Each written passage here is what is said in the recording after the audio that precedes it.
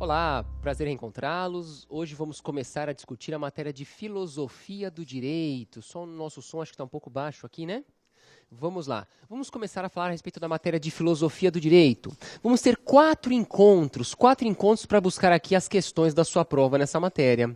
Bom, quantas questões de filosofia encontramos no exame de ordem?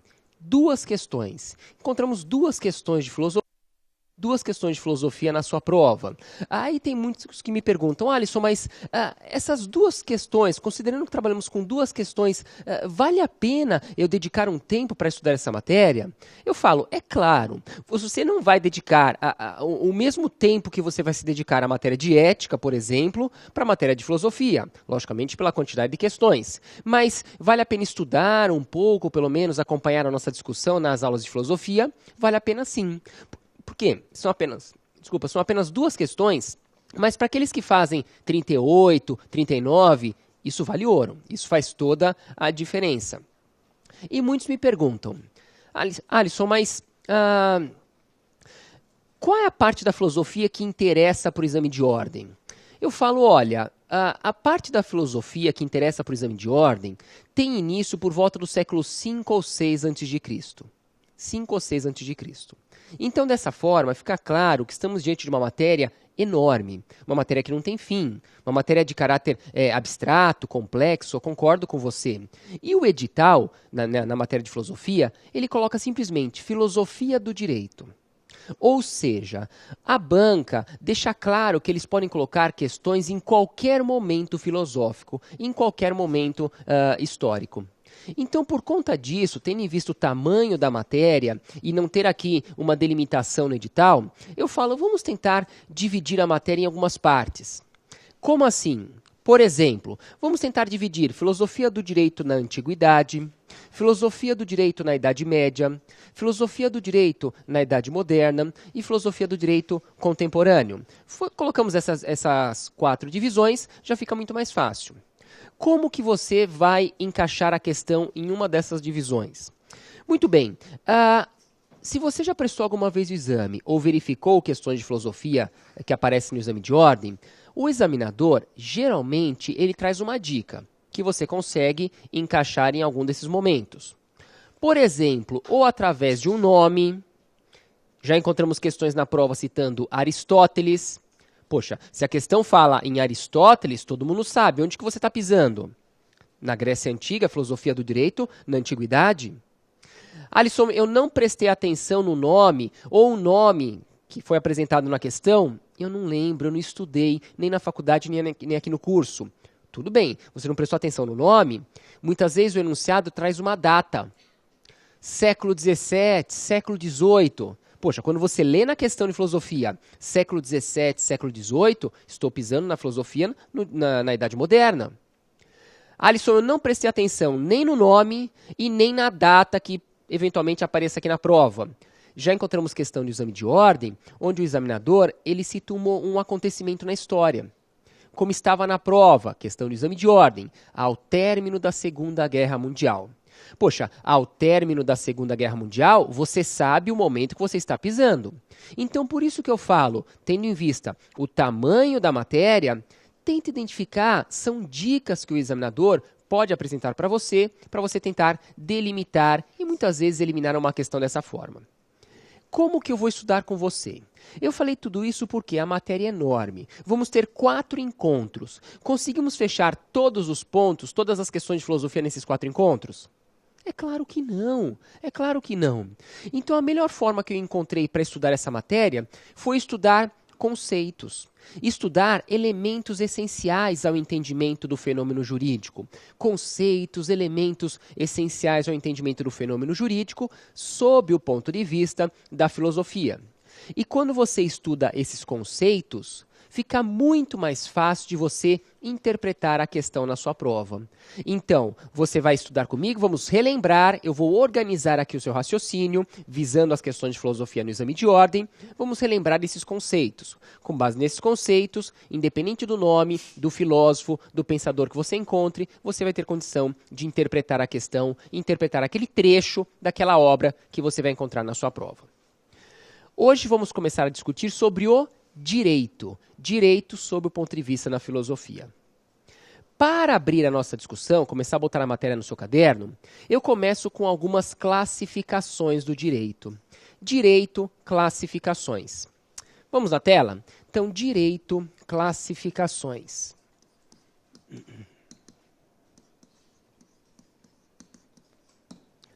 Direito, classificações.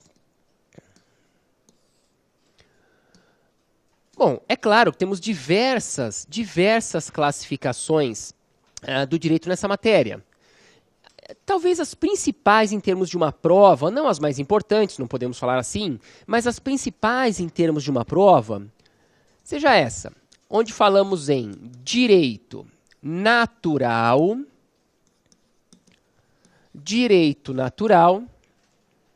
e do outro lado o chamado direito positivo. Direito natural e direito positivo. Direito natural e direito positivo. Muito bem. Quando falamos em direito natural, o que você vai lembrar? Direito natural é aquele direito não criado pelo homem. Direito natural é um direito não criado pelo homem. Muito bem. Direito não criado pelo homem, mas de compreensão universal. Então, direito natural representa, de certa forma, um direito não criado pelo homem, mas de compreensão universal. Não criado pelo homem, mas de compreensão universal. O direito natural seria, de certa forma, um direito imutável.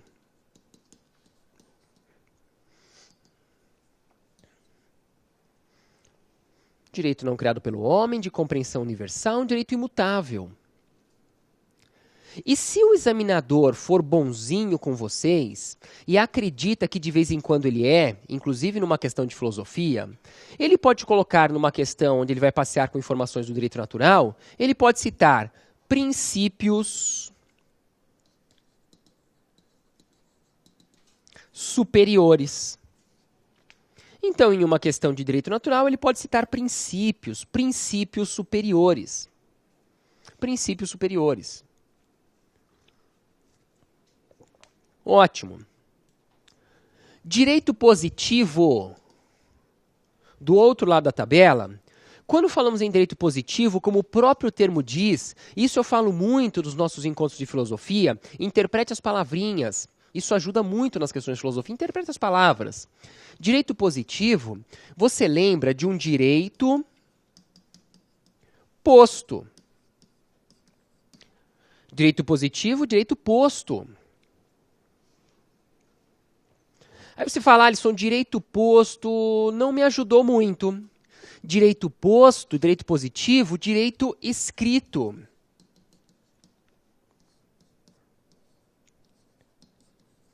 Direito escrito. Vamos conversar um pouco. Vamos lá. Bom, direito posto, direito escrito. Nenhuma questão de direito natural, colocamos com a caneta vermelha, que estamos passeando aqui em princípios superiores. Quando eu falo para você direito escrito, o que vem na sua cabeça? Você lembra do quê? Pessoal, das leis. Direito escrito, você lembra o quê? Das leis, dos códigos. Então muda a cor da caneta, vamos na tela. Direito positivo, direito escrito. Estamos diante das leis. Estamos aqui diante das leis. Olha como a questão começa a ficar fácil. Olha no quadrinho, olha na tabela que você está montando. Direito natural, colocamos como sendo um direito não criado pelo homem. Direito positivo, quando falamos que estamos diante das leis, dos códigos, direito positivo é um direito criado pelo homem, sim ou não? Sim, direito positivo é um direito criado pelo homem. Ah, então eu começo a preencher a tabela. Começa a preencher a tabela. Vai na primeira coluna. Direito natural. Colocamos, direito natural é um direito universal. Direito positivo, por sua vez, é um direito que você visualiza as leis, os códigos, o regramento, de uma forma geral. É um direito universal ou é um direito local? É um direito local. Cada grupo, cada país, cada sociedade tem o seu regramento, tem o seu código, tem a sua legislação, é um direito local. Volta na primeira coluna. Direito natural, colocamos como sendo um direito imutável. Direito natural, um direito imutável. Direito positivo, por sua vez, as leis, os códigos, estamos diante de um direito imutável ou um direito passível de alterações? Um direito passível de alterações. Então, olha como fica fácil, olha como dessa forma você começa a passear em uma das principais classificações do direito em qualquer questão de filosofia que você encontre. Seja no exame de ordem, vamos conversar um pouquinho, seja no exame de ordem, uma questão de filosofia no exame de ordem, que é o seu objetivo nesse momento, ou em qualquer concurso que você pretende prestar amanhã depois, onde essa matéria também é exigida. Alisson, mas eu vou ter que estudar filosofia para algum concurso? Magistratura, por exemplo? Defensoria Pública, por exemplo? Encontramos questões de filosofia também. Então, essa é uma classificação básica para qualquer questão de filosofia, qualquer prova de filosofia que você pretenda prestar um dia durante a sua carreira profissional. Aí muitos me perguntam, Alisson, então eu me entendi a diferença entre direito natural e direito positivo, ficou claro no meu caderno, mas eles vão perguntar na minha prova, eles vão perguntar no exame de ordem o que é direito natural? Eles vão perguntar o que é direito positivo? É assim que cai? É claro que não. Infelizmente, eles não vão perguntar no seu exame o que é direito natural, o que é direito positivo. Não é assim que aparece na sua prova, não. Muito bem. Então, como é que você começa a passear nas questões de filosofia com base nessa tabela? Como que você começa a passear com base nessa primeira classificação que eu abri aqui a nossa discussão?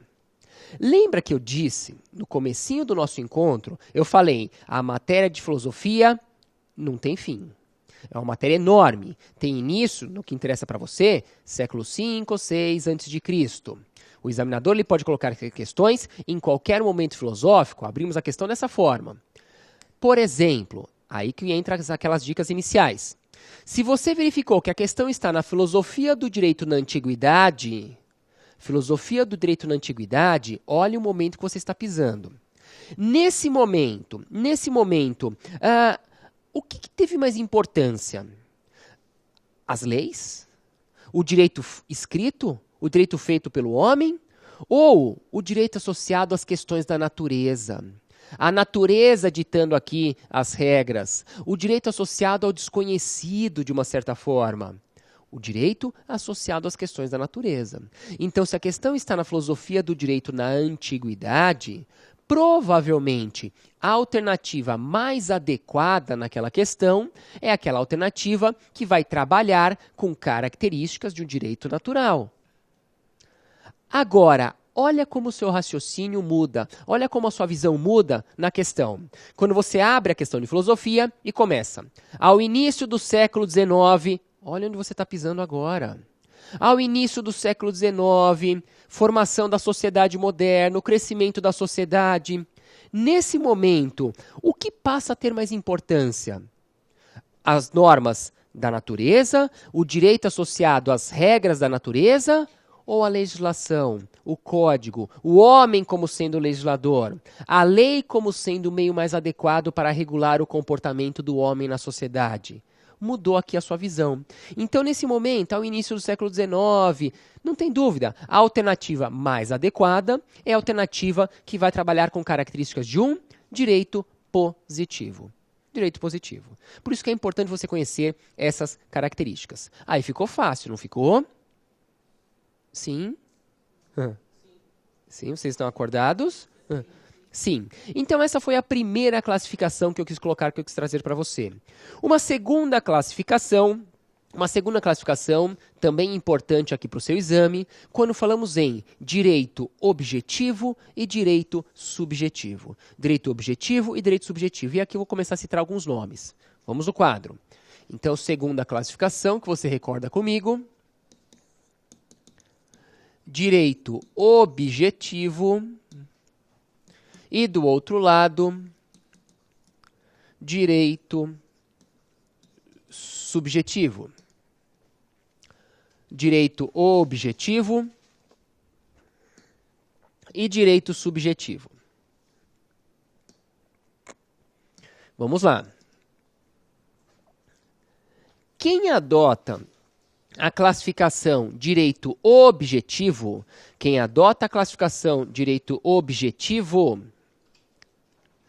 considera o direito como sendo as normas editadas pelo Estado. Então, quem adota a classificação direito objetivo, considera o direito como sendo as normas editadas pelo Estado. Considera o direito como sendo as normas produzidas pelo Estado. Então, quem adota essa classificação considera o direito como sendo as normas produzidas, editadas pelo Estado. Aí, aqui, você tem que tirar uma conclusão. Que você sabe, eu somente estou organizando o seu raciocínio. De certa forma, podemos colocar que quem adota essa classificação considera o Estado como sendo o quê? Quem adota essa classificação considera o Estado como sendo a fonte do direito. Quem adota essa classificação considera o Estado como sendo a fonte do direito. O Estado como sendo o criador do direito. Então, direito objetivo, quem adota essa classificação considera o direito como sendo as normas produzidas pelo Estado. Quem adota essa classificação considera o Estado como sendo a fonte do direito. A fonte do direito. Agora, e o direito subjetivo? O que é direito subjetivo? Você sabe, como eu disse, vamos interpretar palavrinhas. Tudo fica mais fácil se você interpretar palavras. Direito subjetivo, vamos na tela. Direito subjetivo, falamos aqui em faculdade jurídica. Direito subjetivo, falamos em faculdade jurídica. Faculdade jurídica. Alisson, mas o que quer dizer faculdade jurídica? Vamos conversar. O que quer dizer faculdade jurídica? Você sabe o que quer dizer faculdade jurídica? Faculdade jurídica, vem cá. Isso quer dizer o quê? É a opção que o indivíduo tem. É a opção que o indivíduo tem de se utilizar do direito ou não. Você vai se utilizar do direito? Você vai se utilizar de um determinado regramento? Você que sabe. Você que sabe. Então, quando falamos você vai se utilizar do direito ou não, você vai se utilizar de um regramento ou não, isso é uma opção sua. Isso é uma faculdade jurídica. Isso é um direito subjetivo. Um direito subjetivo. Tranquilo até aqui. Nesse quadro, eu aproveito para começar a citar aqui alguns nomes. E eu costumo citar nesse quadro 2 nomes. 2 nomes eu costumo citar por aqui, porque eu tenho certeza que esses nomes eles andaram no seu caderno da faculdade. Sim, se você fez um curso de Direito, que é o caso de todos aqui, com certeza esses 2 nomes eles estiveram aqui no seu caderno quando vocês estudaram Filosofia do Direito. Quem que eu vou citar? Vamos no quadro. Aqui eu gosto de citar um sujeito chamado Hans Kelsen. Ah, eu lembro que ele passou no meu caderno no primeiro ano da faculdade, com certeza. Kelsen. E um outro sujeito que você não pode esquecer que também passou no seu caderno, Miguel Reale. Com certeza eles estão no seu caderno da faculdade, sim. Kelsen e Reale. Kelsen e Reale. Vamos conversar um pouco. Kelsen e Reale. Bom, quando falamos em Kelsen, lembramos da sua famosa teoria pura do direito. Quando falamos em Kelsen, lembramos da sua famosa teoria pura do direito. Teoria pura do direito. Eu tenho certeza, vem cá, vamos conversar um pouquinho. Eu tenho certeza que talvez no primeiro ano da faculdade, alguém virou para você e pediu para você ler a Teoria Pura do Direito de Hans Kelsen. Em todas as turmas aqui do Damásio, da OAB, eu faço essa pergunta. Eu vou perguntar para o pessoal que está aqui, para pegar de exemplo, de parâmetro, o pessoal que acompanha em casa, que acompanha online, me manda a resposta que eu quero saber também. Vamos lá. Quem aqui leu na faculdade a Teoria Pura do Direito de Kelsen? Ótimo, todos leram aqui, o que é muito bom. Vamos lá. Alisson, eu não li Teoria Pura do Direito. Eu tenho que ler agora? Não. Se você não leu, não é agora que você vai ler.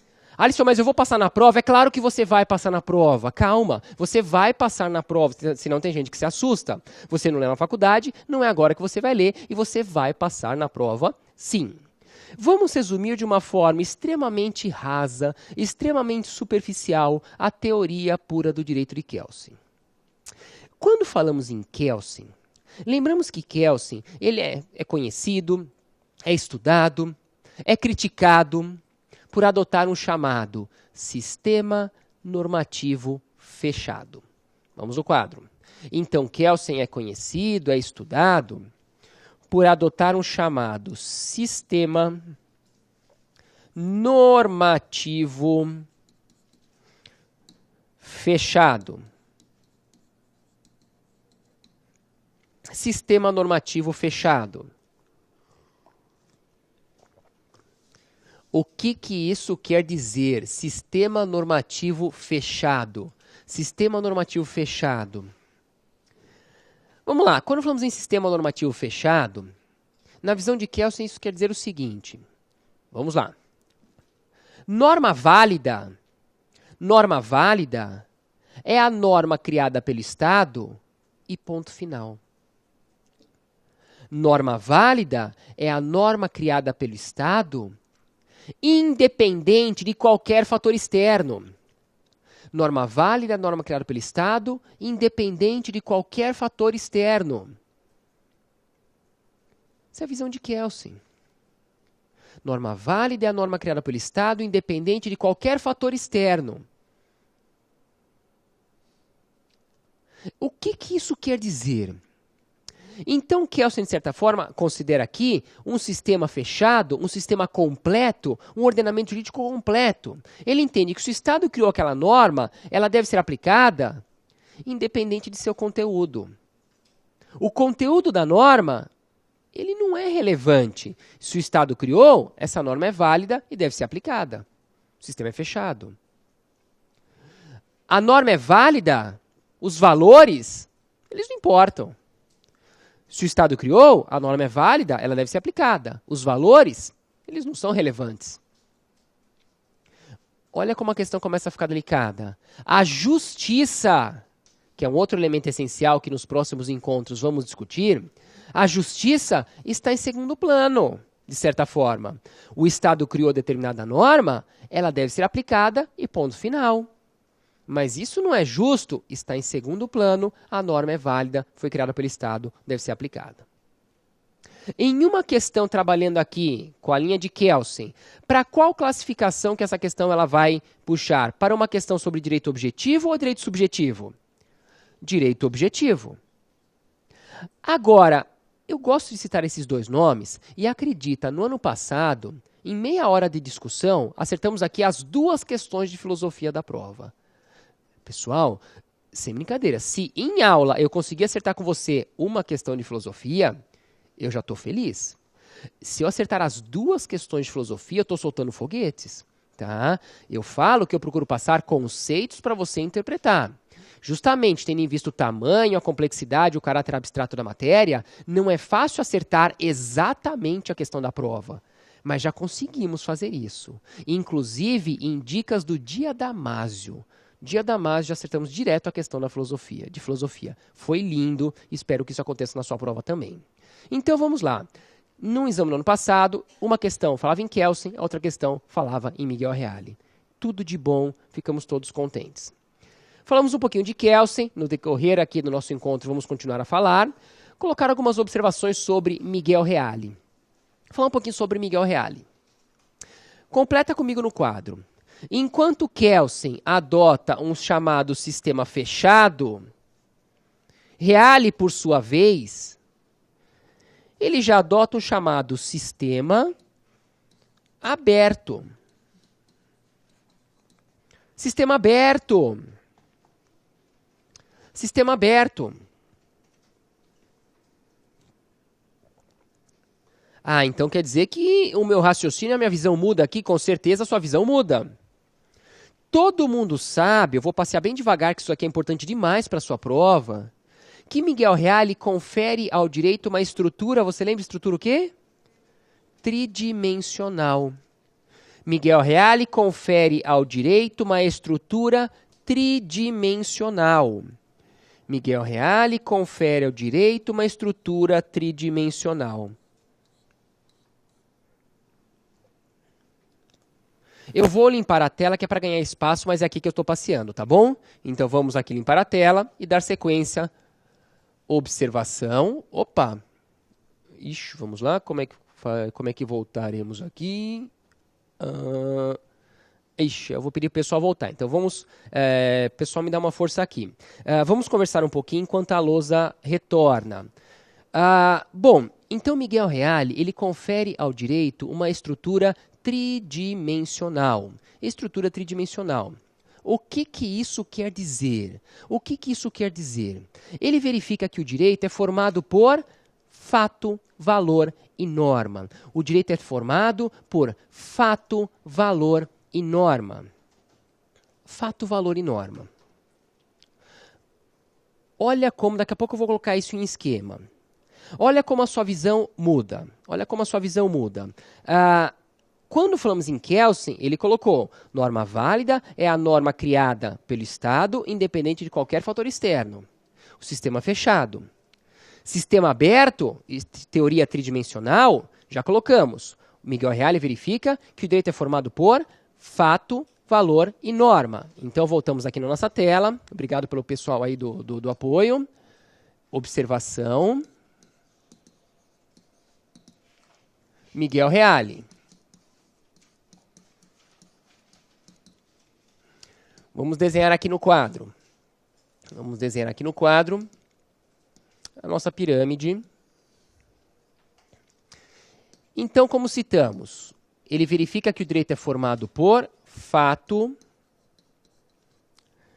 valor e norma.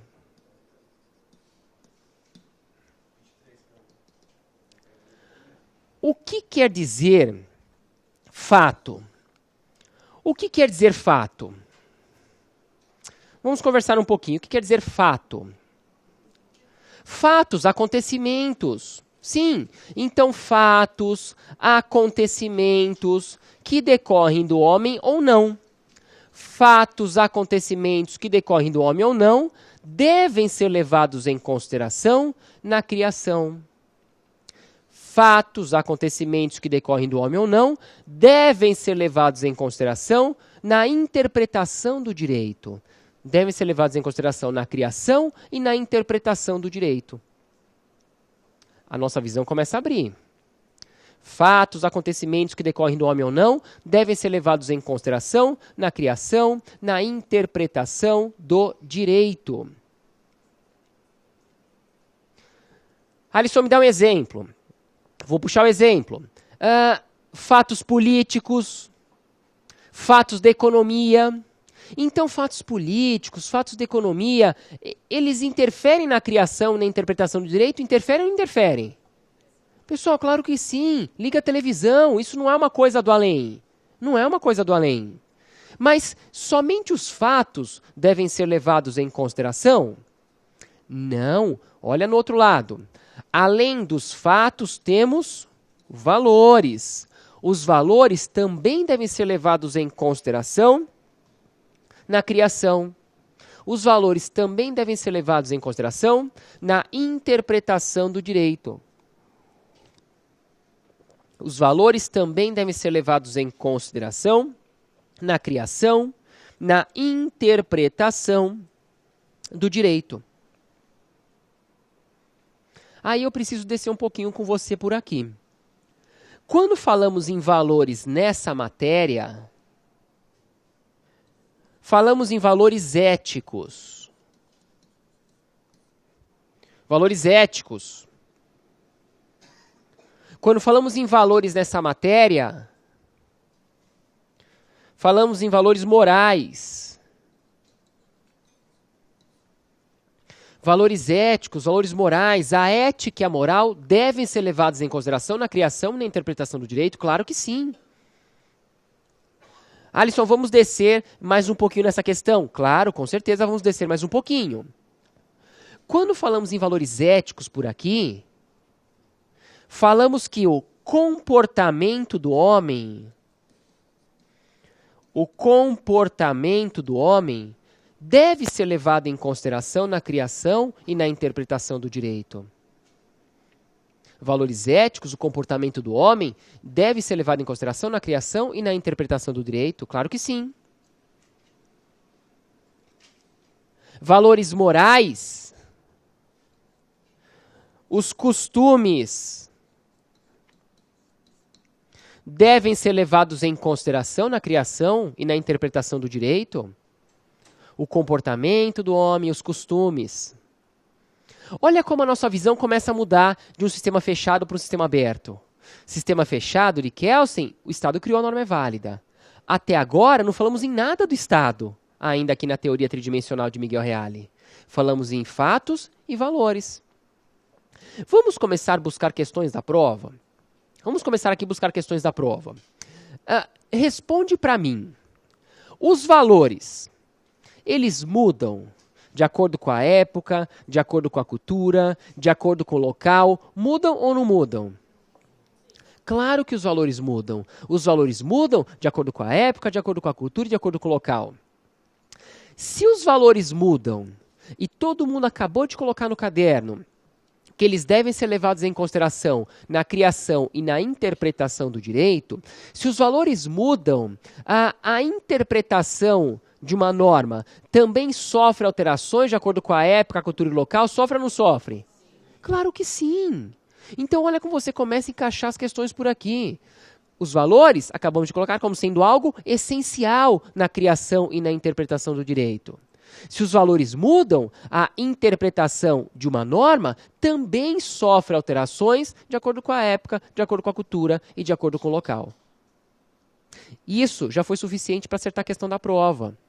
Tudo bem? Olha a importância disso aqui para o seu exame. E o examinador gosta de Miguel Reale. Se ele gosta, você gosta também. Simples assim. Vamos lá. Ainda a respeito dos valores, eu pego aqui alguns exemplos para você guardar, para você fixar a matéria.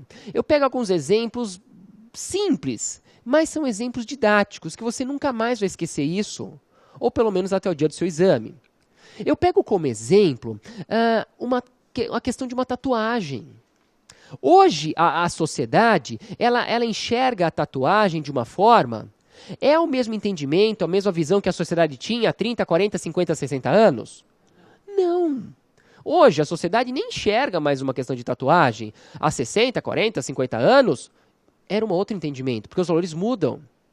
Traz a questão para a prova, a questão do exame de ordem. A questão citou, a questão da prova. A questão falava em casamento de pessoas do mesmo sexo.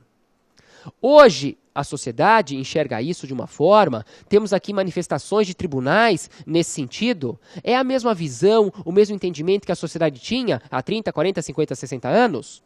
Não. Ou seja, se os valores mudam e eles representam algo que deve ser levado em consideração na criação e na interpretação do direito, a interpretação da norma também sofre alterações. Alisson, estamos discutindo questões de filosofia? Sim. Lembramos aqui de um sujeito chamado Aristóteles. Só um gancho. Já ouvimos falar em Aristóteles? Sim, não me assusta, né? Aristóteles tem uma obra chamada A Política, onde ele deixa claro que na visão dos filhos, os pais sempre vão parecer antiquados. Aristóteles, A Política. Na visão dos filhos, os pais sempre vão parecer antiquados. Por quê? Porque os valores mudam. O que você pensa hoje não é a mesma coisa que os seus pais, que os seus avós pensavam em determinado momento. Né? De vez em quando você liga o rádio, você escuta música, colocando aqui informações de pais e filhos que está passeando por aqui.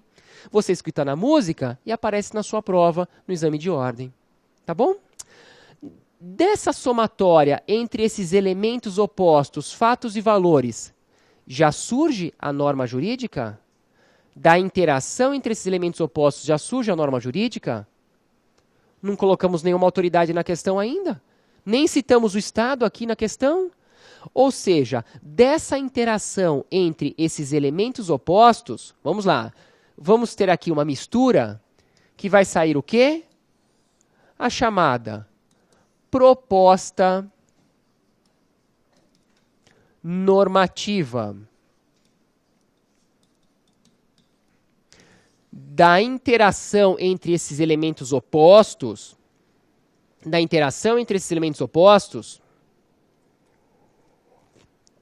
surge a chamada proposta normativa. Proposta normativa. Então a mistura está feita. A essa mistura colocamos o nome de proposta normativa. Nesse momento, vamos ter a intervenção de uma autoridade, a proposta normativa está elaborada. Nesse momento temos a intervenção de uma autoridade para que tenha então o surgimento da norma jurídica. Então, nesse momento, proposta elaborada, intervenção de uma autoridade para que tenha então o surgimento de uma norma jurídica. Então, olha como o seu caminho foi outro aqui. Sistema fechado de Kelsen, o Estado criou, é válido, ponto final. Sistema aberto, teoria tridimensional de Miguel Reale, que é lindo de você encontrar uma questão dessa na sua prova. Olha o caminho que você fez. Fato, valor, interação, proposta, autoridade, norma, surgimento da norma. Dá para ficar claro a alteração que você tem aqui na sua visão. Muito bem, vamos responder questões da prova com base nessa ilustração. Questões da prova com base na estrutura tridimensional do direito de Miguel Reale. Encontramos uma alternativa no exame de ordem, onde foi citado o seguinte: elementos opostos, fato, valor e norma. Elementos opostos, fato, valor e norma. Norma é elemento oposto? Não. Norma é o que vai surgir da interação entre os elementos opostos, fatos e valores. Isso foi uma pegadinha do mal no exame de ordem. Então, elementos opostos, fato, valor e norma, norma não é elemento oposto. Norma é o que vai surgir da interação entre os elementos opostos. Estava na sua prova. Não dá para errar mais. Outra alternativa que também encontramos uma questão dessa no exame de ordem. Olha a importância desse quadro para a sua prova. A alternativa falou o seguinte: que essa relação entre os elementos opostos, fatos e valores, seria aqui uma relação estática. Isso é uma relação estática ou uma relação dinâmica? Pessoal, é algo dinâmico. Você não pode falar que está diante aqui de uma relação estática. Não, é algo dinâmico, é algo constante. Cuidado para falar aqui que o direito é algo pronto, algo concluído, algo terminado. O direito representa algo vivo, algo que está em constante evolução. Tá bom? Ainda numa questão por aqui, olha a importância desse ponto para a sua prova. Ainda numa questão dessa, citamos o enunciado no exame de ordem, onde apareceu o seguinte, eu vou limpar o quadro, mas é aqui que eu estou trabalhando. Vamos lá. A questão citou, vamos lá, isso dando continuidade àquele ponto. Estava no enunciado,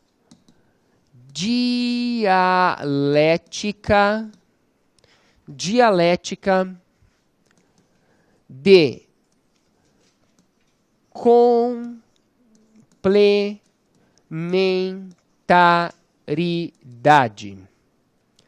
A questão, isso estava no enunciado, não tem que decorar. A questão citava Miguel Reale, fato, valor e norma, tudo isso estava no enunciado. Dialética de complementaridade. Vamos falar um pouquinho. Alisson, se eu lembrei nessa questão somente da pirâmide, eu já teria condição de acertar a questão? Sim. Se você lembrou da pirâmide, você já teria condição de acertar a questão. Agora, e se você não lembrasse da pirâmide? Você conseguiria responder a questão interpretando as palavrinhas? Sim. O caminho seria um pouquinho mais longo, mas também seria viável responder a questão. Para quem lembrou da pirâmide que acabamos de colocar no seu caderno, a resposta ficaria muito mais fácil. Para quem não lembrou, vamos tentar interpretar as palavrinhas. Dialética. Dialética. Quando falamos em dialética, isso vai ficar bem claro nos próximos encontros dessa matéria.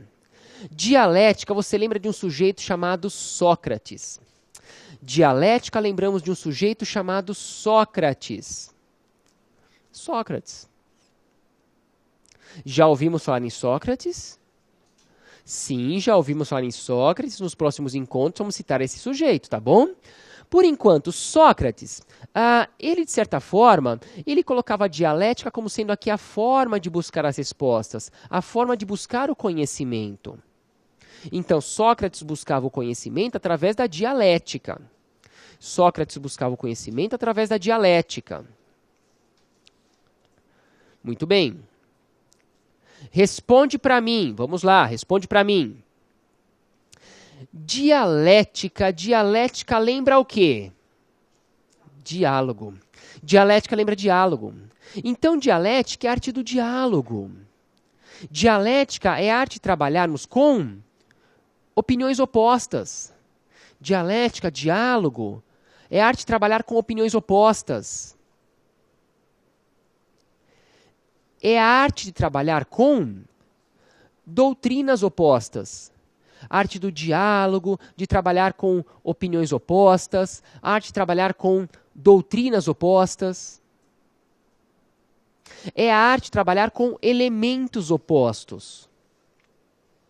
A arte de trabalhar com elementos opostos. Aí eu pergunto para você, lembra da pirâmide? A arte de trabalhar com elementos opostos. Quais são os elementos opostos? Vamos no quadro. Quais são os elementos opostos aqui? Fatos e valores. A arte de trabalhar com elementos opostos, olha aqui, ó. Fatos e valores. Elementos opostos. Alisson, eu não gosto dessa matéria, mas o que quer dizer aqui complementaridade? Complementaridade lembra o quê? Que esses elementos opostos, eles se completam, eles se complementam, eles se exigem, de certa forma, para dar origem a uma norma jurídica. Elementos opostos, fatos e valores, que se completam, que se complementam, de certa forma, são distintos, são os opostos, mas eles se complementam para dar origem a uma norma jurídica. Eu concordo com você que se você lembrou da historinha da pirâmide, a questão ficou muito mais fácil. Mas para quem não lembrou da pirâmide, daria para tentar interpretar as palavrinhas. Eu acho que seria um caminho um pouquinho mais complicado, mas existe aqui essa possibilidade. Ok?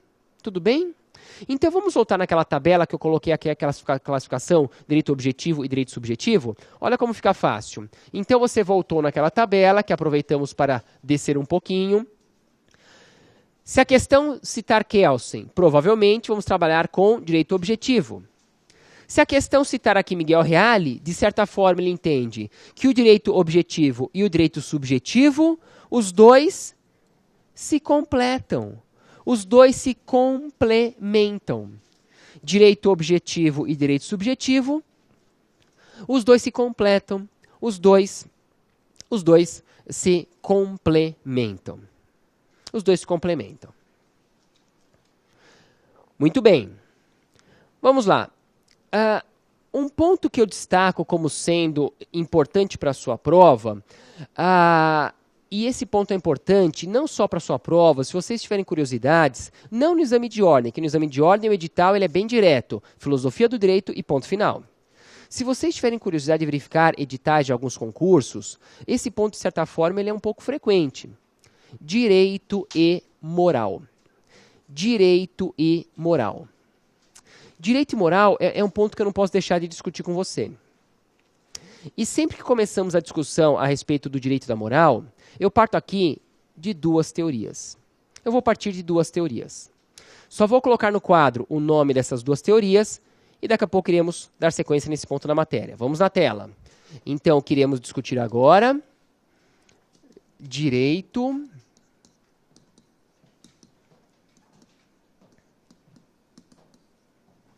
e moral. Muito bem. Como falamos, vamos trabalhar aqui com duas teorias. Teorias. Teorias do estudo do direito e da moral. Teorias no estudo do direito e da moral.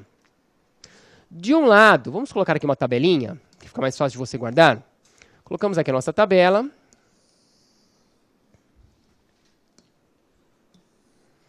De um lado, vamos chamar a chamada teoria do mínimo ético. Teoria do mínimo ético. E do outro lado, a teoria que leva o nome de teoria de Miguel Reale. Vou mudar a cor da caneta para ficar mais fácil, para diferenciar, para destacar. Teoria do mínimo ético e teoria de Miguel Reale. Teoria do mínimo ético e teoria de Miguel Reale. Em todas as turmas da OAB que eu passo, eu faço essa pergunta. Quem aqui lembra de ter estudado isso na faculdade, essas teorias? Teoria do mínimo ético e teoria de Miguel Reale. Você lembra? Não. Então, se aparece qualquer questão por aqui, você acaba chutando. É isso, né? Então, como é que você vai relembrar informações? Eu pego, de certa forma, como que a doutrina traz. Em algumas doutrinas, no nosso livro, inclusive, você vai encontrar essa explicação. E eu acho que fica muito fácil. Para você guardar informações por aqui, você vai desenhar bolinhas no caderno. Acredita que funciona. Se você desenhar essas bolinhas, você consegue responder questões difíceis da sua prova. Como assim? Vamos no quadro. Na teoria do mínimo ético, vamos desenhar duas bolinhas. Uma bolinha assim e uma bolinha assim. E na teoria aqui, que leva o nome de teoria de Miguel Reale, no estudo do direito e da moral, você vai desenhar duas bolinhas. Uma bolinha assim e a outra bolinha você coloca aqui do lado. Muito bem. Bom, eu faço para desenhar bolinha, faço qualquer bololô no caderno, desde que você lembre disso, tá? Porque em algumas turmas eu falo para fazer bolinha, o sujeito pega lá compasso, moeda de R$1. Não, faz qualquer bololô para você lembrar disso daqui. Eu tenho certeza que você vai lembrar dessas bolinhas se isso aparece na sua prova. Agora, para você complementar a questão, vamos no quadro. Na teoria do mínimo ético, na bolinha menor, você coloca a letra D de direito. E na bolinha maior, colocamos a letra M de moral. Na teoria de Miguel Reale, escolhe qualquer uma das bolinhas. Em uma delas, colocamos a letra M de moral. E na outra bolinha, colocamos a letra D de direito. Vamos lá. Pessoal, como eu disse, eu tenho certeza que se isso aparecer na sua prova, você vai lembrar dessas bolinhas. O que você não pode esquecer é que D quer dizer direito e M quer dizer moral, senão não vai adiantar nada. Tá bom? Vamos pegar aqui, vamos colocar o nosso pequeno intervalo para virar mídia e na sequência é desse ponto que queremos dar continuidade. Pessoal, intervalinho e voltamos já.